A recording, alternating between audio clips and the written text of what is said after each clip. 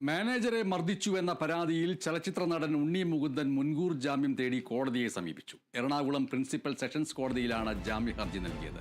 മാനേജറെ ജോലിയിൽ നിന്ന് പിരിച്ചുവിട്ടതിന്റെ പ്രതികാരമാണ് തനിക്കെതിരെയുള്ള പരാതിയെന്നും ഇത് വ്യാജ പരാതിയാണ് എന്നുമാണ് ഹർജിയിൽ പറയുന്നത്. തനിക്കെതിരായിട്ടുള്ള ആരോപണങ്ങൾ ആസൂത്രിതമായ ഗൂഢാലോചനയുടെ ഭാഗമാണ് എന്നും ഉണ്ണി മുകുന്ദൻ ഹർജിയിൽ വ്യക്തമാക്കുന്നു.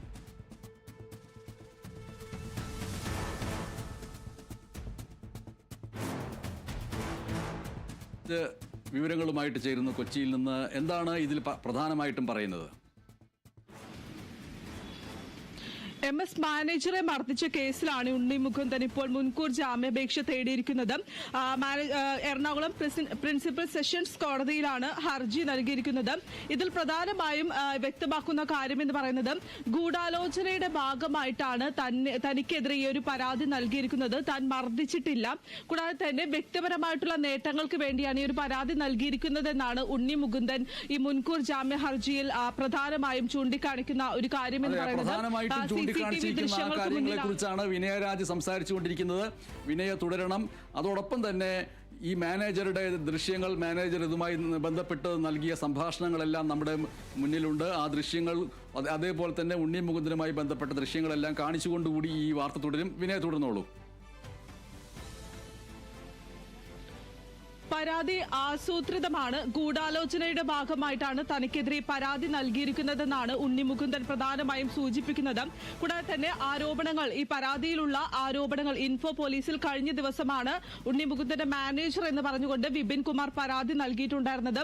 അതിൽ പ്രധാനമായും നൽകിയിരിക്കുന്ന ആരോപണങ്ങൾ തന്നെ ഞെട്ടിച്ചു എന്നാണ് ഉണ്ണി മുകുന്ദൻ പ്രധാനമായും സൂചിപ്പിക്കുന്നത്. വ്യക്തിപരമായിട്ടുള്ള നേട്ടത്തിന് വേണ്ടിയാണ് തനിക്കെതിരെ ഒരു പരാതി നൽകിയിരിക്കുന്നതെന്നും ഉണ്ണി മുകുന്ദൻ പറഞ്ഞിട്ടുണ്ട്. കഴിഞ്ഞ ദിവസമാണ് വിപിൻ ഇൻഫോ പോലീസിൽ പരാതി നൽകിയിട്ടുണ്ടായിരുന്നത്.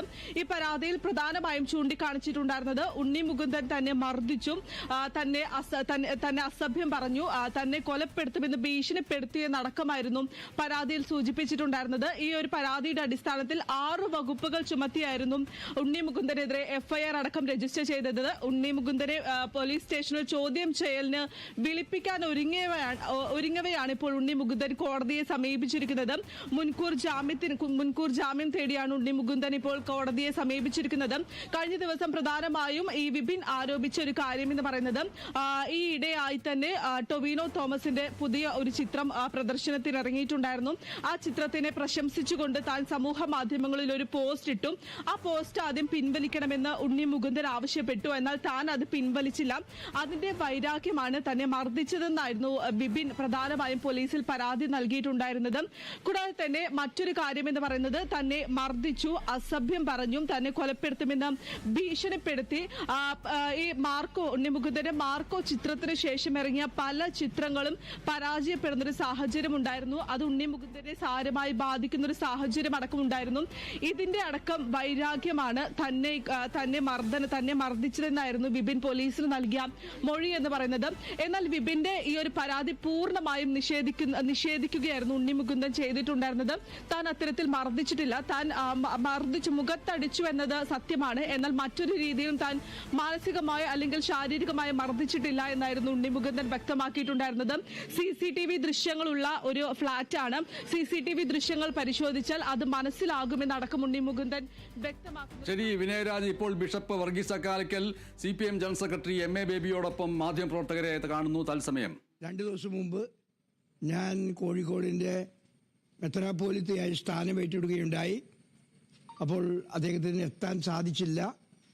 ഇന്ന് എന്നെ വന്ന് കാണുകയുള്ളൂ. അതുപോലെ പാർട്ടി സെക്രട്ടറി മെഹബൂബുമുണ്ട്.